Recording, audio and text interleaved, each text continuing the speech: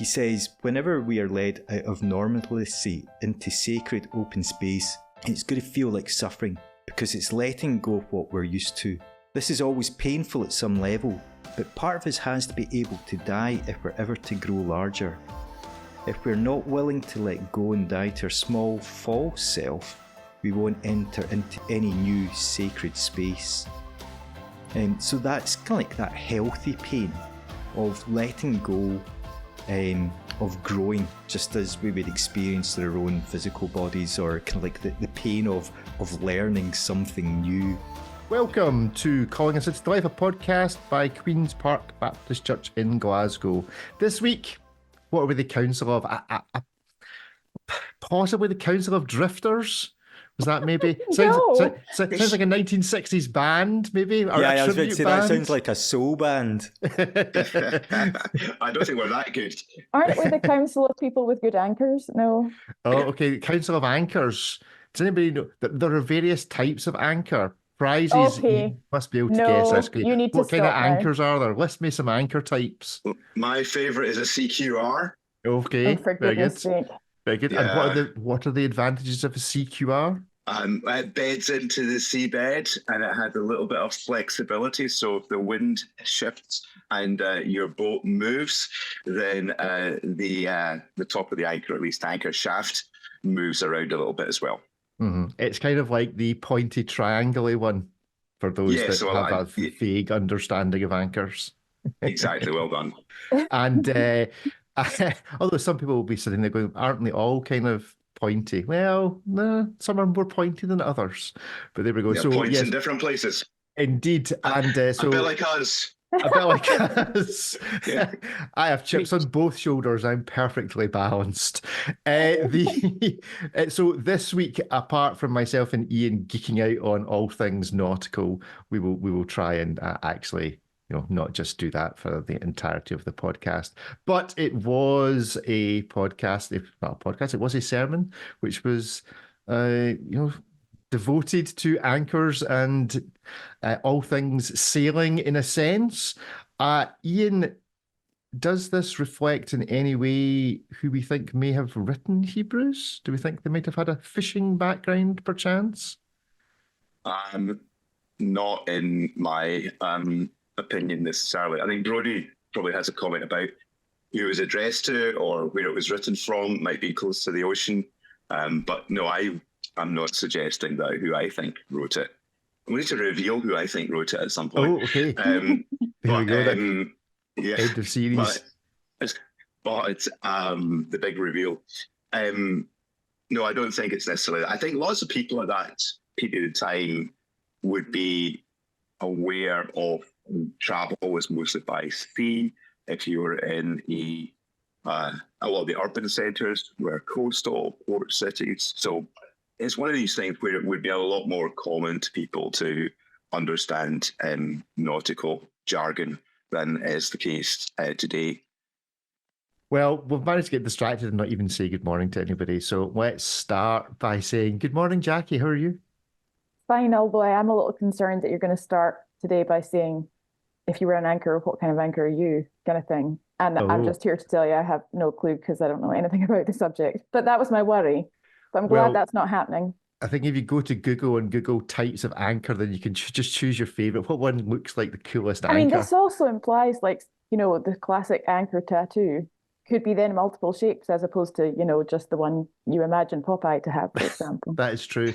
And the one that Popeye has is probably the world's least useful type of anchor, but there we go. Certainly in modern sailing. Brodie, good morning. Do you have a favourite type of anchor? Did you do any anchor research as part of the sermon? Did no anchor research. So when I was in high school, I sea kayaked, and sea kayakers hated the sailors. We called them nasty names because they were weak and soft and wore things like wetsuits, where we were hard and just wore shorts and t-shirts and a waterproof top.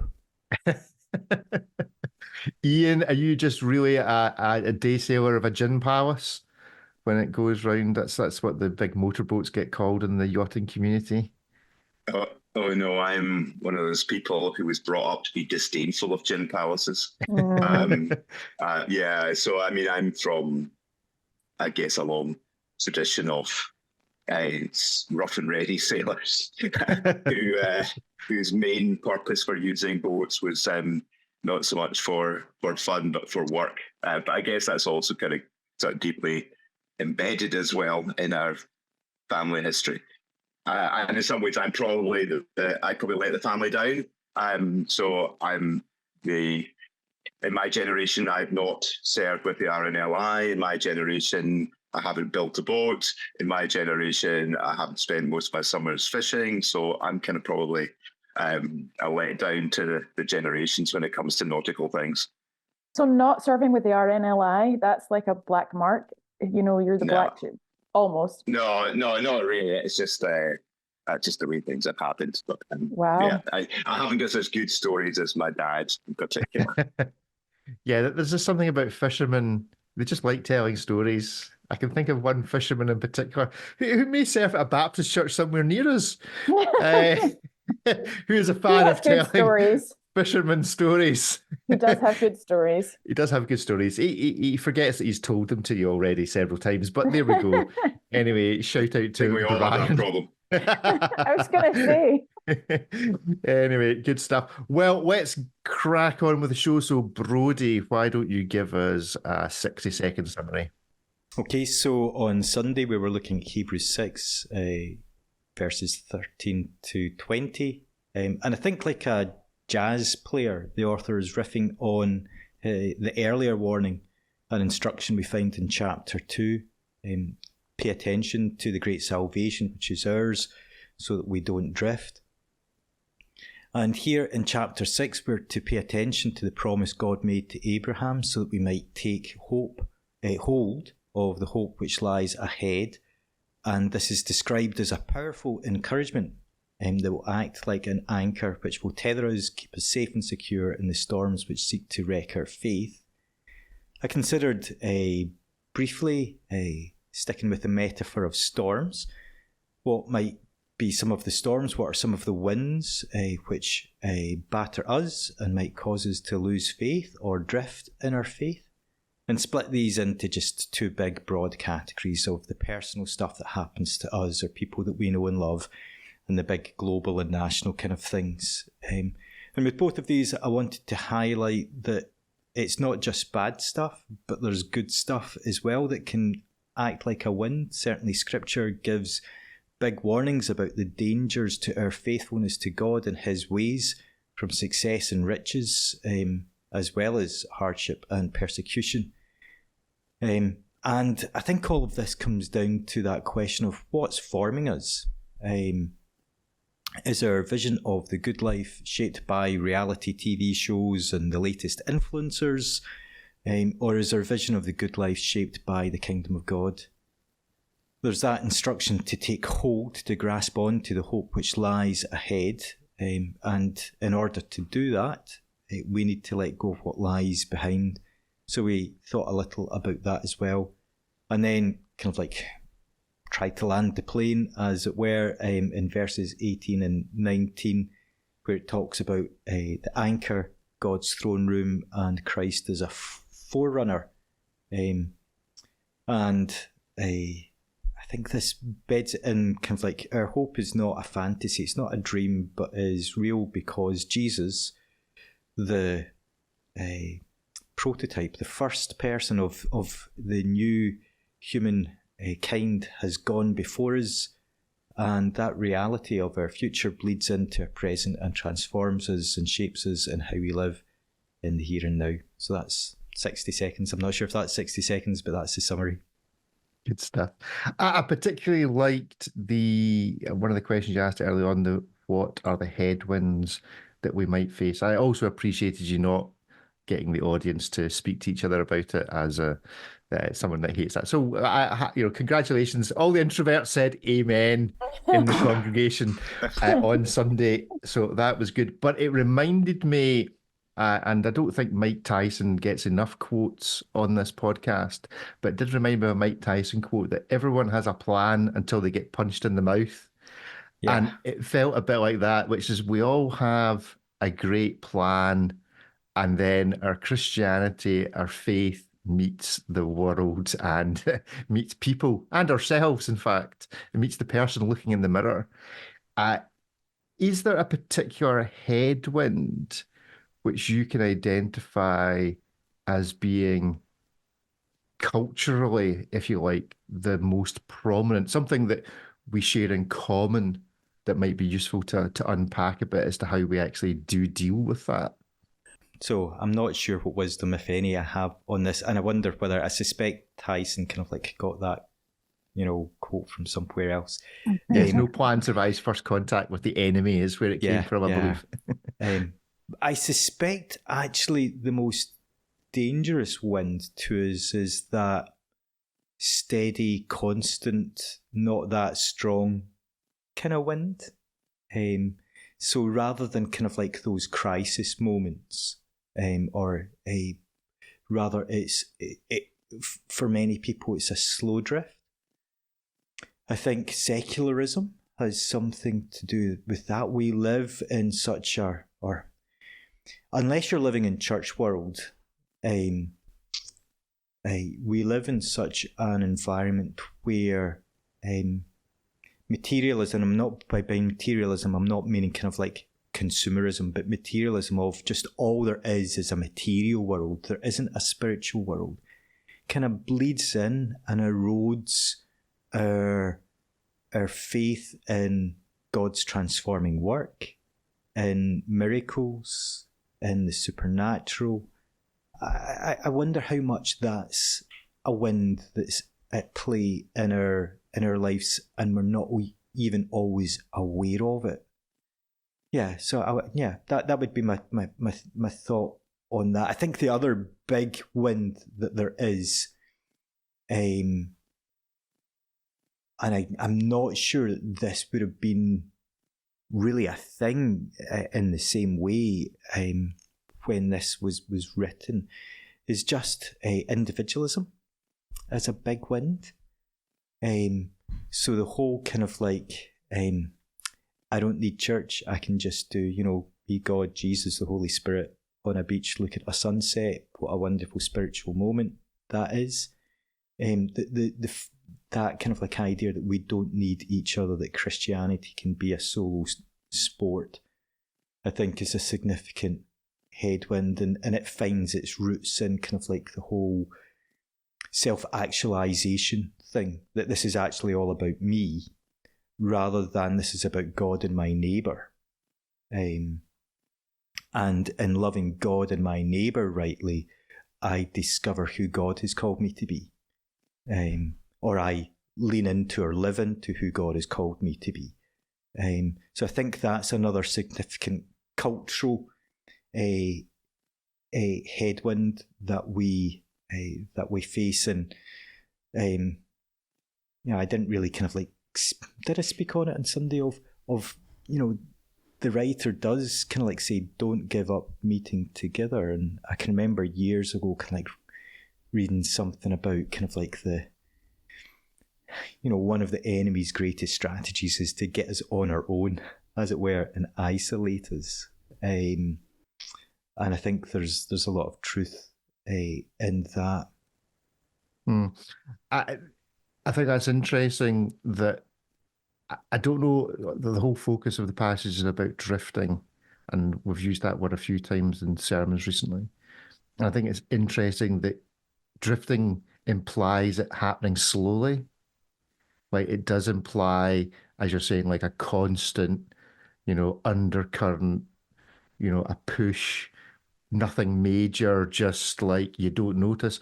And one of the things, and I possibly would have come over to the other side of the church to mention it if I hadn't been stuck behind the drums on Sunday, is one of the things that came to my mind is the experience of using an anchor that's drifting, because it's really difficult to tell sometimes that you're on a drifting anchor, because you tend to anchor close into shore. And so there's a tidal effect. And so you see water passing the chain, but that could equally just be the tide and the waves and all the rest of it. And the only way you can really tell if your anchor is drifting, unless it's like a complete nightmare and it's plainly obvious that you're not stationary, is to look at your surroundings. And it got me thinking, it's that fixed point, and it got me thinking that that's kind of what the church community is about. That's kind of what the not stopping meeting together is about, is it gives you a surrounding with which to identify not where you are in a kind of comparison thing, but you can see if as part of a community you're drifting, because that is your background, in the same way that really the best way is to take a dead reckoning and go, right, okay. Because the other problem with anchoring is you tend most of the time to be going round in circles as the wind kind of takes you around. And the other thing about anchors is a lot of the anchoring, especially in shallow water, comes from the weight of the chain. It's actually got very little to do sometimes with the anchor itself. Yes, it's dug in, but it's those links, it's those things that hold us to the chain, to hold us to the anchor, the experiences, the community, the church, that actually secures it. It's that weight of experience and relationship and all the rest of it. So that was interesting. Drifting implies a slow thing.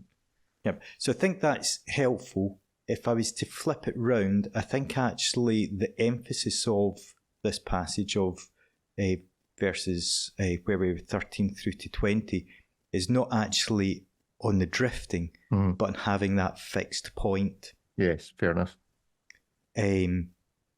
Or that dead reckoning that you would take. So, you do that in like any kind of navigation, you need a fixed point is very helpful, whether that's whatever. So the fixed point that we have here is that God's promise is unchanging. That it isn't a lie. It's not something unsure and unsteady or fickle. That God's promise is sure. That it's something that we can depend on, and therefore we have this hope. And we've seen the fulfillment of this promise in Christ being raised from the dead and ascending to heaven and entering God's throne room. So we know that this happens, and therefore we can have confidence that too is our future and it impacts our present now. So I think the emphasis of, because obviously the drifting language comes from chapter 2, and I think that's one of the hard things about Hebrews, I think, is that the flow of what the writer or writers is saying is so woven together that to kind of like preach in one bit of it, you've got to refer to other bits of the book, because it all meshes together, and there's a lovely building upon and drawing upon within the actual book. So, I think here there's a link back to chapter 2. There's a looking forward in some respects. Well, he's preparing for what comes next in chapter 7 and following. But that chapter 10 of, you've had a hard time.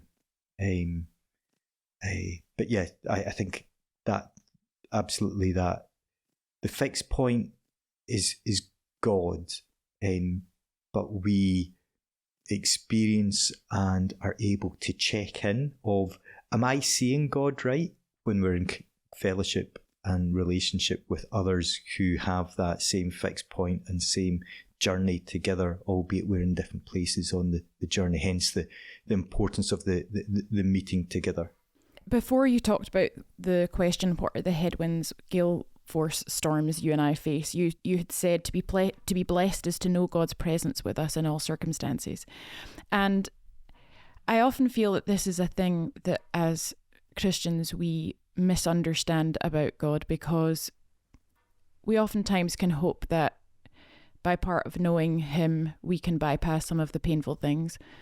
And I think most people, once you've been in faith for any length of time, are then very aware of the fact that that's not the reality where life happens, and it is the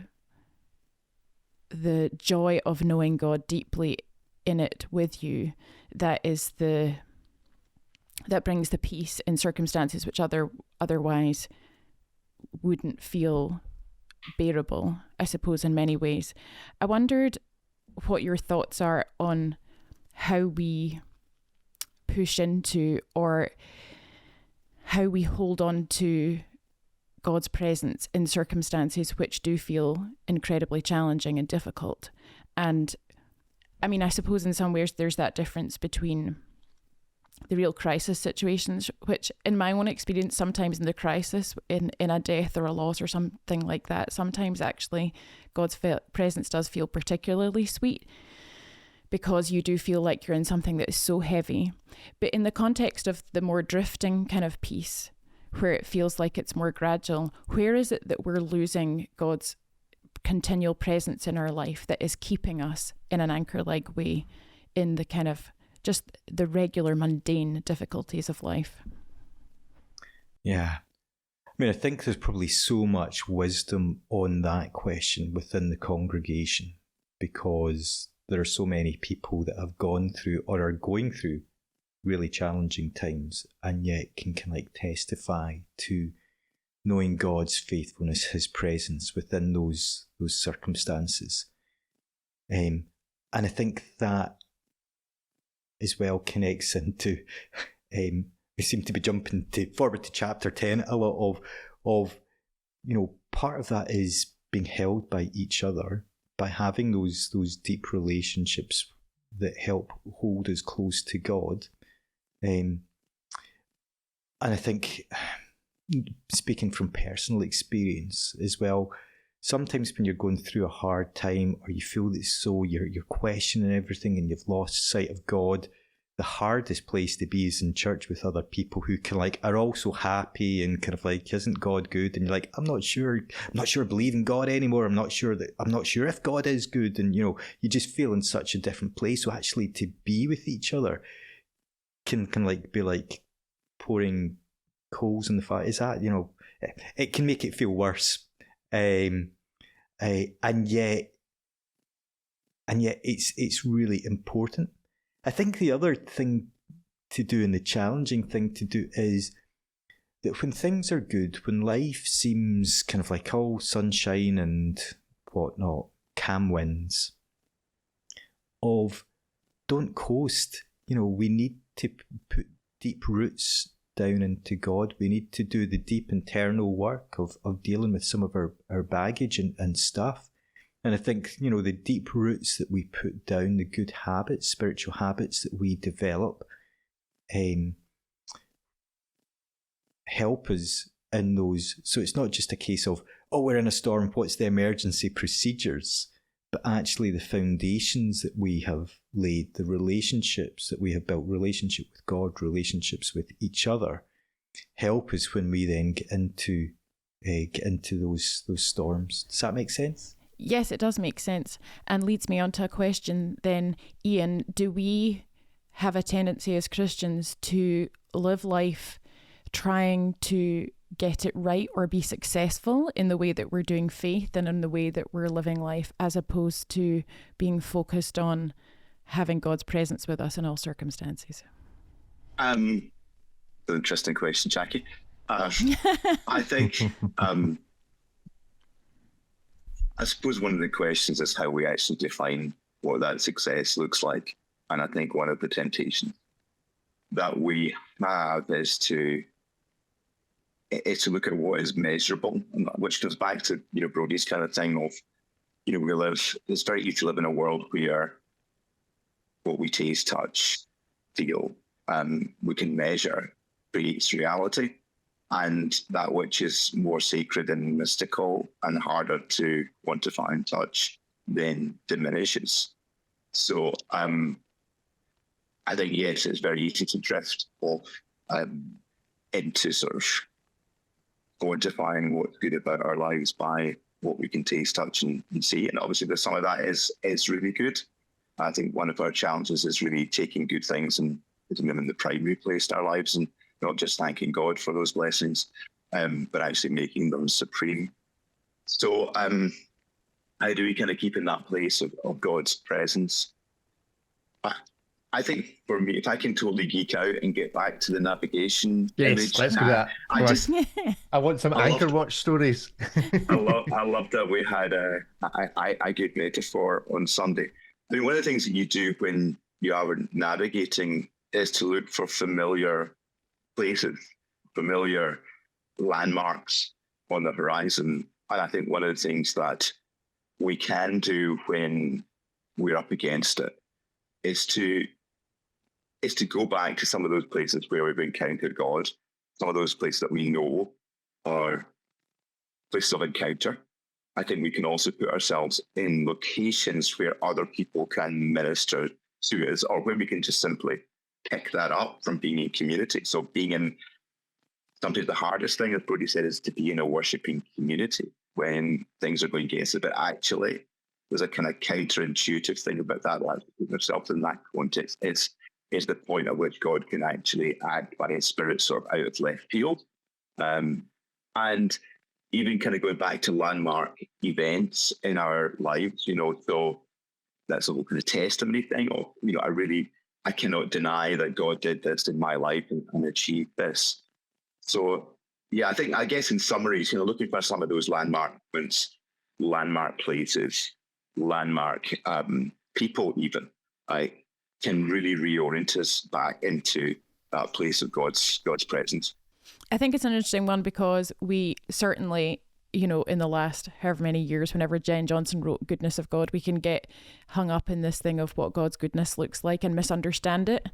And of course, in reality, the goodness of God is so much more than how our life is working out at any given moment, but is in his presence with us and in the knowing that we are never alone, which is such a powerful promise that I think oftentimes we don't necessarily feel and we're not necessarily aware of. And it's the holding on to the truth of it that becomes so central as the anchor point to the experience that you're going through, whether large or small, even when you're going for the job interview or whether you're having a difficult conversation with somebody, in the knowing that God is with you and that you're not alone. Scripture describes the effect of sin in our lives as being lost. And if you're ever being lost, it is devastating and just really, really disturbing. And so what does God's goodness look like when you're lost? It looks like knowing where you are. It looks like finding your position, not necessarily getting out of the storm, but knowing where you are. And, I think once or twice being lost in a storm on land and sea, it is somewhat discombobulating, shall we say. And that whole thing of knowing where you are and knowing where the rest of the landscape is actually, brings a real sense of peace and of goodness in that environment. So I do think that when you talk about God's goodness is not just circumstantial. It's actually, if you like, positional. It's kind of, I know where the world is and I know where I am in relation to God and relation to the world. And I think even when you think about somebody going through a really difficult situation where lives are thrown into chaos by relational breakdown or by illness or whatever, kind of knowing what the contours of the landscape are spiritually, it just really centers and settles you. So I think that's, it's kind of unusual goodness, but I think that it's a real goodness of God. It's just kind of knowing where you are, knowing that God is for you, knowing that there is hope for the future. And I think that orientates you. One of the commentators writing on this passage when it comes to verse 18, which talks about, there's that link between Abraham leaving his homeland, says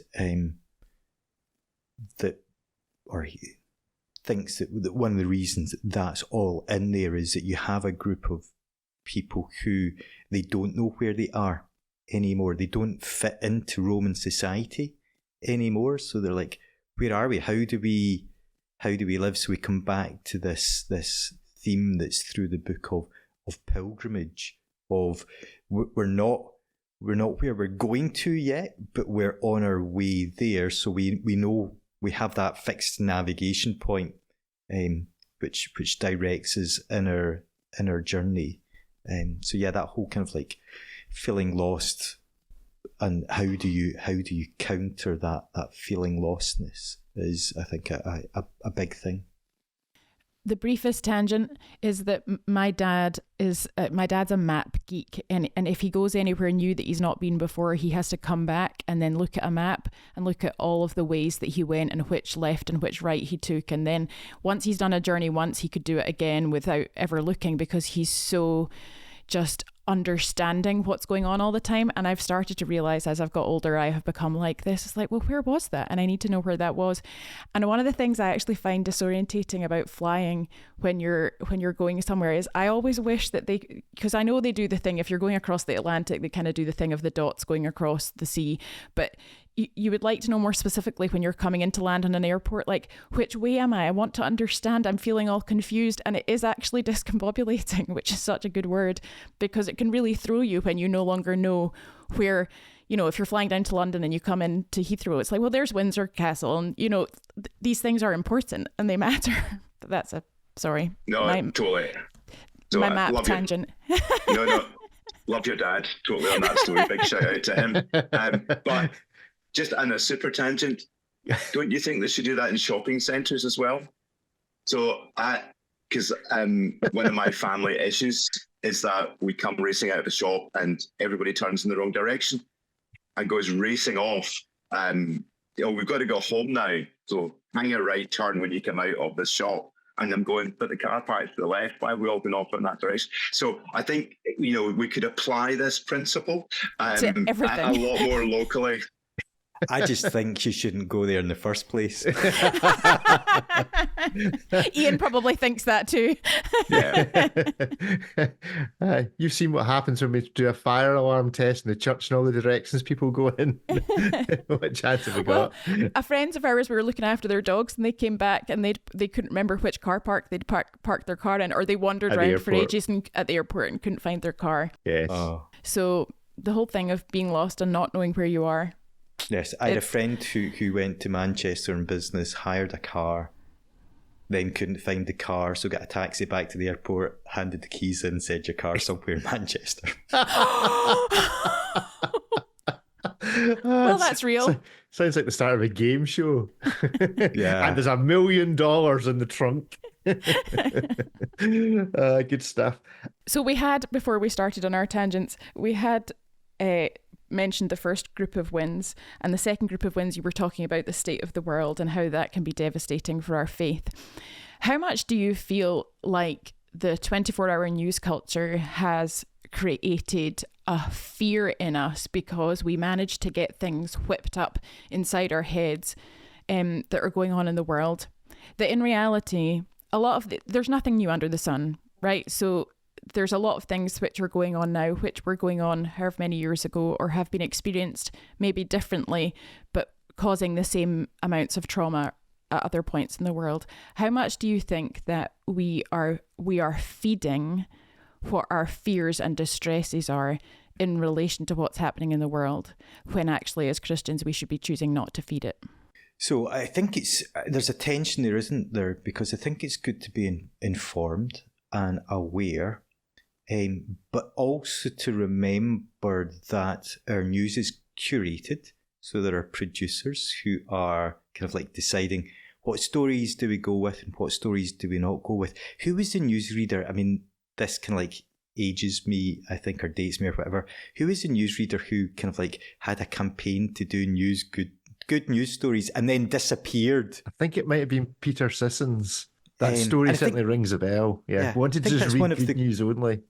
Yep, where there's still kind of like local newspapers. So when I go to visit Alison's folks in Oban, I'll pick up the Oban Times, and there's this story about kind of like what kid won a rosette at the kind of like the school fete and all that sort. There's good news stories as well as bad news stories, and I think one of the challenges with our news cycles, whether that's mainstream media or kind of like more narrowed, kind of like using X or Twitter or whatever it's called now, is that all we hear of is the bad news stuff.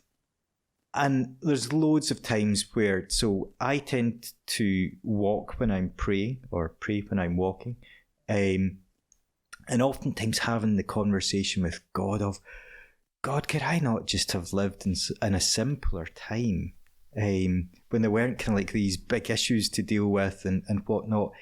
And every age has these issues. I can remember I did my PhD in suffering and having a chat with my supervisor. I didn't know that. Dr. Suffering, that's your superhero moniker now. Dr. Pain.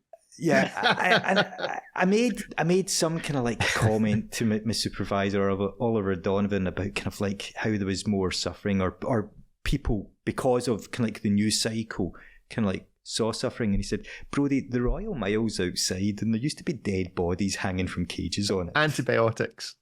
So this, I think the idea that kind of like we see more or whatever isn't necessarily true. I have never seen a dead body in my life.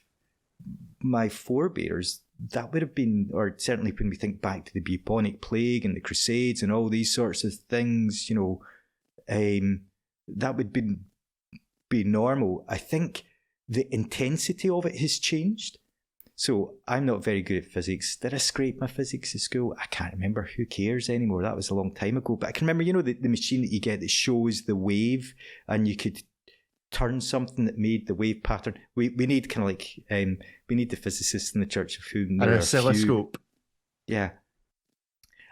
And I think what is happening in our culture, people use kind of like phrases like accelerated society or culture, is that those waves have become closer together. So the intensity in some respects.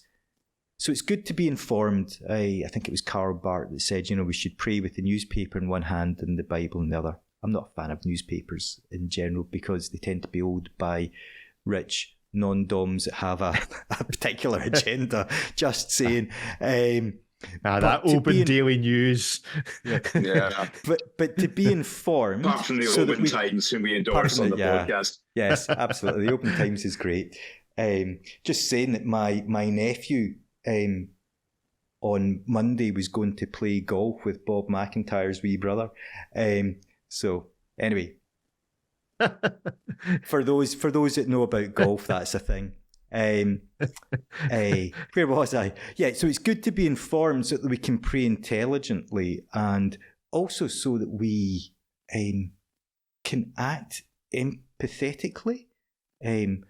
But having the Bible on the other hand is part of that anchor point of, do you know what, all this terrible stuff doesn't have the last word. Jesus has the last word, and therefore to get some kind of perspective on it and not run around like fearful headless chickens or fearful chickens with heads on or whatever the metaphor might be. So yeah, so I think we need to be aware of what we're consuming in that regard. Yeah. You asked whether the winds were strengthening us because you said that they're both a threat and an opportunity. You also at the same point reminded us that God is not sending these winds. But you then went on to talk about the Joseph story, which I would just like to say, and I know I said this before because we've done Joseph before, one of my absolute favourite parts of the whole Bible. And you referenced the verse, what you intended for harm, God used for good. How much, is there advice for people? Is there a practical way in which we can proactively be engaging with the plan that God has in a situation that is difficult, as opposed to partnering with the destruction that is going on with us? And that question can go to either of you.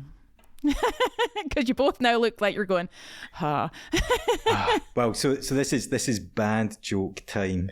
Remember, Guy, and the bad joke does come from somebody who from Belfast, who said, when we look down, we see defeat. I feel like Jack's happy at this point. Jack, that's one for you.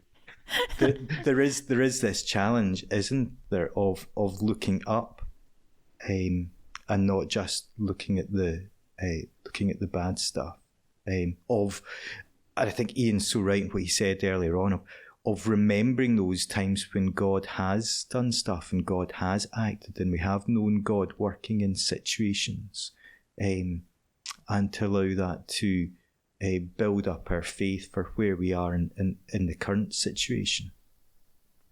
Because you also you reference Genesis 14 with the I will surely bless you and multiply you in the part of the Abraham story, and then you said, which I would like you to talk a bit more about, we have a thin understanding of being blessed, and you talked about us needing a thicker understanding of what it is to be blessed. Could you say more on that? Yeah, so you've already touched on it. So often, I mean, I watch a lot of sports, sometimes American sports, but not very often. So quite often you'll hear, because there's still a lot of cultural Christianity, I guess, or whatnot in the States. It's part of the language. So, somebody will kind of they've had a success, a material success or a sporting success, and will say, I'm just so blessed. And this equating success with material, with stuff, with material success, or with life being good, however we have defined good, and our concept of the good and of what is fulfilling, I think needs to be more rounded and shaped with the highs and the lows. Often we speak of valleys as being a bad spiritual place, but you don't see many houses in the top of Monroe's. Just saying. In fact, I don't think there's any. There's the kind of the wrecks of stuff in the top of Ben Nevis. Life happens in the valleys, because the valleys are the fertile places. The straths are where the farmers are. And so to detach, because I think the challenge is as well that we can sit in church and think, I must be doing this all wrong, because look at all these other people that are happy and everything's going perfect for them. And part of that is actually we don't know what is going on in each other's lives. But, such and such just got a new job and, I can't even get a job or whatever. And our sense of blessing or divine favour or whatever we want to think of it has become so hitched onto like a caravan tow bar kind of thing, to a worldly concept of success. And I'm struck by so many people. So, Paul, who, was Paul being obedient to God, and yet, he's shipwrecked, he's beaten, he has times of plenty, he has times of little. And within all of that, is able to say, I've learned what it is to be content. I've learned what it is to be close to God. And, again, I keep coming back to Mary, who Gabriel says, you are most blessed of all women. And yet I can't imagine the emotional highs and lows that woman must have experienced through her life. Not just even at the end of, there's that famous bit where the disciples say, your family's outside to Jesus. And Jesus says, who are my family? My family. Mm-hmm. The rejection issues that women must have had to, yeah. Now, I'm reading a lot in there that might not actually have happened, but of that speaking into kind of a deeper, richer understanding of what it is to be blessed. I think it's easy for us to obviously, when we read the Bible, we're seeing the whole story, and particularly for Joseph, we're seeing that story, and even when we're seeing the painful parts of it, we're like, yeah, but it's okay, Joseph, we know it's fine, don't worry about it. You have the fullness of the story in your mind. That also being the same for Abraham, and I'm thinking also of when he's asked to sacrifice his son, and you're kind of feeling like, well, where's the blessing in all of this? But yet we know what happens ultimately. So we end up seeing that bigger blessing. And I wonder if we've somehow become disconnected with the painful parts of blessing in some ways. Because I'm thinking about, go with me here, because it's a thought that's fresh to my head as we've been talking this morning, is that, for example, so Richard and I have been married coming up for 21 years, and Never. Obviously... obviously, as anyone who's been married will know, you go through difficult parts of married life and there are good parts of married life. And actually, for me, oftentimes the things that make you enjoy the good parts even more is because the hard parts were there too, and because you stuck it out. And I'm also thinking, we live on a farm. When we first moved here, never mind the house, the outside space and the land was in a terrible condition. And we have spent a lot of our own hard physical labour, Richard more often than not preferring to do it from a tractor and driving, whereas there's I'm tend no to judgment here. Come on, no judgment. What a softie. He prefers to get a machine involved at any opportunity, whereas I'm kind of the more hands in the dirt kind of person. But we have genuinely laboured for things, and it makes the things, once things come good, the joy that you can have in relation to that and the feeling overall blessing, because there was a cost in something, and because you know that you went through something, and then you look at it and it's not just the thing that someone else sees, that you have this deeper feeling of there being something else. And I wonder if we have lost that understanding of the connection, that often things that are of value and going through things have cost something, and they took painful, they were parts of painful journey. Does that make sense? Yeah. So I think we use, or the challenge of the language of suffering and pain is that it becomes a cover-all and it hides more than it reveals in some respects. So there is suffering and pain which is injurious to us, harmful to us. Things that are done to us that are just wrong and unjust, etc. But there is a pain, there's a kind of suffering which is good. If I want to become fitter, I will probably suffer from DOMS, delayed onset muscle soreness, because of lactic acid build-up in muscles and things. But that's a good pain because it's a sign that I'm growing. I had a friend when I never experienced this, no jokes, Richard, but I had a friend who grew so much one summer, he had to spend like 3 weeks in his bed because he was just in so much pain. He'd grown so fast. I never experienced that. But it was, we talk about growing pains. And there are growing pains in the spiritual life. Here's a quote from when I was looking at this. I turned to Richard Rohr a little to kind of think about some things. Richard Rohr is one of these figures who I disagree with as much of what he says as I find wisdom in some of what he says. Anyway, he says, whenever we are led out of normalcy into sacred open space, it's going to feel like suffering, because it's letting go of what we're used to. This is always painful at some level, but part of us has to be able to die if we're ever to grow larger. If we're not willing to let go and die to our small false self, we won't enter into any new sacred space. So that's kind of like that healthy pain of letting go, of growing, just as we would experience in our own physical bodies, or kind of like the pain of learning something new. So if you were to take up the banjo, your fingers are going to hurt because the wires are sore in your fingers. But as you learn and become proficient in that, the pain would decrease. So there's bad pain as well as good pain. And all of that is also part of what you then go on to talk about in part of grasping hold of our past letting go of our past and grasping hold of our future. Ian, do you think as Christians we don't do a very good job of that? Yeah, it's good to get the right way around as well, Jackie, isn't it? Yeah, sorry everyone.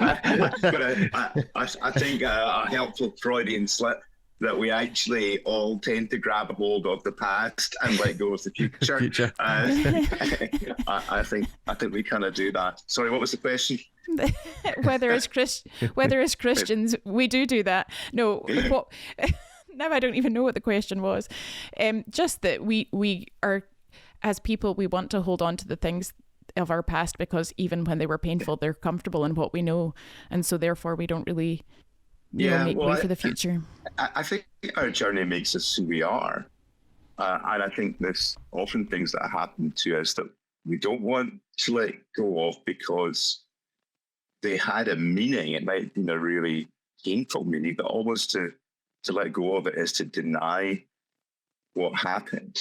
And I think this whole process is one in a sense of redemption, in that God doesn't erase the memory of the past for us, so that we kind of become these totally disconnected creatures. But he redeems it by, I guess, reconfiguring it and removing something of the associated anxiety and anguish. I think that's what healing of the past is.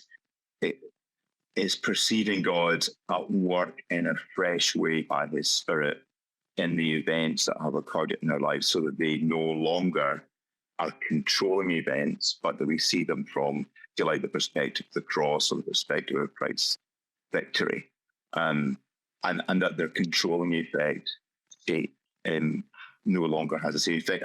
The word that we have been learning that kind of really stuck with me from the work that we did with Pete Scazzero on emotional health and relationships is the word differentiate or differentiation. And that idea that we don't just dump things or relationships or influences that we have, but we reconfigure ourselves under God and by the power of the Spirit, so that we are no longer under the controlling influence, whether that's a domination type of control by something that's habitual, or whether it's an anxious control by something that's been painful. But we get out, we're out of that land, to use the metaphor which is there in Hebrews. We're no longer located under the authority of that jurisdiction. We're no longer in that space, but we can actually perceive that space in a different way because we're now under a different authority. I hope that kind of makes some sort of sense. And part of our journey is about, whether that's forgiveness or whether it's understanding things from God's perspective, it's having a different view in the past. I think Ian used a helpful word on Sunday when he was kind of like reflecting an inner response time of, I think he used the word renegotiate. There's a word you used there as well that I can't, is gone by me. But I think one of the things that happens here is there's a danger that we become the event that happened to us, rather than the event kind of like informing who we are. So our relationship to things that have happened to us changes, is renegotiated, because we I guess the opposite of what was the Scazzero word you used there? Disassociated, differentiation is enmeshment, where we kind of like we lose who we are, and either a relationship or an event kind of like dominates our sense of self, where part of the letting go is that we discover our true self as we get a right relationship, a right distance or connection to that which is part of our history, and part of what has happened to us. So we're able to see it rightly, see it differently. So it's not obliteration or kind of like some pretend forgetfulness. Things have happened to us, but it's how we have dealt with that with God that we're able to see it without bitterness. It would be one example, rather than become bitter because that whole event just dominates our sense of self, or we can't celebrate somebody else's success because of failures that have happened or things that have happened to us. So renegotiating that means that while that was still painful, and it's not pretending that wasn't painful, I'm able to authentically, genuinely celebrate somebody else's success because my relationship with those past events has been changed and redeemed and transformative. It's not that it didn't happen. It's not that it wasn't painful, but I'm in one sense, I am still connected to it, but I'm freed from its power over me. For me, yeah. Which I think that Psalm 139 deals with brilliantly in verse 5. I have to say, I love, forgive me, Brodie, but I love the Passion Translation's wording for this. You've gone into my future to prepare the way, and in kindness you follow behind me to spare me from the harm of my past. And I love that translation of it because it feels like just the kindness of God, that there's no need for the things that have happened to me in the past to still define what my future looks like, because God gets to do that. But anyway, sorry, Richard, you looked like you were going to say something and then... No, I was going to say that Brodie's not allowed to be a translation snob because the translation he read from on Sunday removed the word steadfast from verse 19, and in the west coast of Scotland, that is surely a criminal offence for any former Boys Brigade members. Sorry? Oh, okay. You can't remove the word sure steadfast. And solid. So what can I say? Such a good word. The Boys Steadfast Brigade was a traumatic event in my life. That's all right. He's going around removing all the steadfast in the Bible as he goes. It wasn't. I've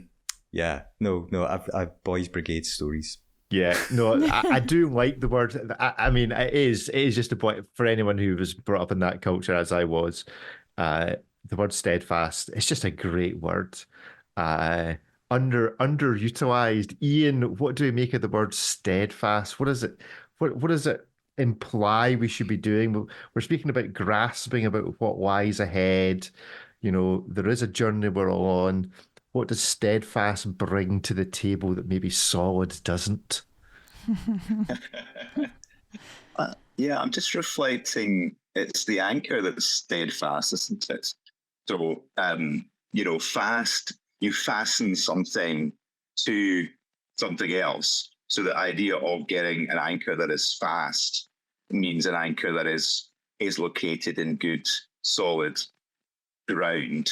And I'm not sure exactly what stead means, but I guess it's, in my head, it's associated with kind of continuity and reliability. So I think an anchor that is well fastened, well established, is something that is reliable and can be trusted is what you want. I remember somebody saying that actually it's not so much about what the strength of your anchor, or how well you have thrown it into the ocean. It's actually ultimately what the anchor is fastened in. So a small anchor in a good surface is far better than a big anchor in sand that's shifting. So I think that's kind of the sense here, isn't it? That the anchor is located in that which is absolutely secure and lasting. I saw Brodie and Jack were both typing away furiously during that part it's of the conversation. Too much of a tangent, and we are the council of the tangents today. So I'm stopping. I'm behaving. But Brodie might not be about to be. Brodie might not be about to behave. Brodie, give us a tangent. No, I was on a complete tangent as well of just thinking of the sugar boat in the Clyde. Mm-hmm. I'm so sorry. Can I make a confession at this point, given that you did start with the sugar boat in the Clyde? And please don't judge me, because I am from the East Coast. I haven't seen it. Yeah, so that's why I'm so if you read the blog, I'm so amazed of this singer who I quite like, in one of her songs references this boat, and I'm like, how does this woman who lives in America, was born in West Germany, which kind of dates when she was born. The album's called A New Siberia, and here she mentions kind of like in this song the sugar boat that makes the water sweet. And I'm like, how did she hear of that? It's just, I don't know. Wow. Well, obviously that's my summer holidays planned. Need to go and see it. Go and sail, right? Ian will take you for a wee day sail. A wee day out to Helmsburg. Well, no, or because Greenock has and Gourock have some of the best ice cream in Scotland. So if you want to know where the good ice cream is, come and speak to me. I'll give you the local knowledge on who has the good traditional Italian recipes. And what can I say? Greenock has improved. There's nice bits to it. There's nice bits. To our Greenock listeners, we apologise. Good stuff. Well, let's bring us in for a landing. We have mixed our metaphors of aviation, sailing, running, walking, and we've included some ice cream along the way. But let's see what our final thoughts are. Ian, final thoughts? Yeah, I think just this whole reminder that we live in a context which is changeable, where there are headwinds that we perhaps can't really anticipate, but yet there is a place of stability where we can know that we're not lost in the middle of whatever occurs in our lives. Jack? I feel this sense of challenge and encouragement for my own life that I need to not partner with and get carried away with the things that feel sort of destructive and challenging, and remind myself of the things of which I'm sure and confident in. And obviously Brodie mentioned God's throne room at the end of it, and thinking about that is fairly, it's a sobering thought. Brodie, you preached it. Final word to you. God's promise is sure and steadfast, solid. They got it in there for you, Richard. Thank you. And therefore, because the one who has made the promise is unchangeable, the promise is good as its fulfillment. So we are anchored in God and not in our circumstances. Great stuff. Well, thank you all for listening. I expect all our listeners to go away and choose their favourite anchor from the wide variety that are available. Quick Google. I don't know, you might be a claw anchor or a delta anchor or even a fluke, or maybe just join Ian with his CQR. But or you could be Bruce. Yeah, a Bruce anchor. Wait, what? Yes. A Bruce anchor. Oh, yeah. I think there's one particular member of our congregation needs to be who actually is that anchor. Actually is that anchor. There we go. Good stuff. Well, we touched very briefly at the end of this passage on Melchizedek. Who gets to pick that up this coming week? I am that man. I mean, I think nobody can escape Melchizedek, because we kind of end up in the next 2 or 3 chapters learning about the significance of this particular individual. So I think we're all going to have a bash at it. I think I was being super helpful in that I asked Ian to speak about Melchizedek at the gathering to give him some early prep. Oh. Look how kind you are. So if you're losing the attention of a certain section of the congregation, is it because they'll have already heard it? Well, they might even disagree with me, because having had an early bash at off the top of my head, or kind of getting ahead into the commentaries now, and maybe we'll have a different view. But so it may have totally confused them. So yes, you can compare and contrast as to whether Ian has changed his mind, those of you that were at the gathering last time. Well, great. Thank you very much for listening. If you wish to get in touch with the show, then email office@qpbc.org with a message or question. You also have heard an advert for one of the life groups. Yes, life groups. Yay, got that right. I'm showing my steadfastness at being able to remember that it's called a life group. So yes, if you want to go to that, get in touch with Brodie, get in touch with those that are advertising for the various life groups. And if you've got something going on at the church and you want to tell us about it, then do get in touch. That's it from all of us today. So have a great week. Speak to you again soon. Goodbye. Bye. Bye.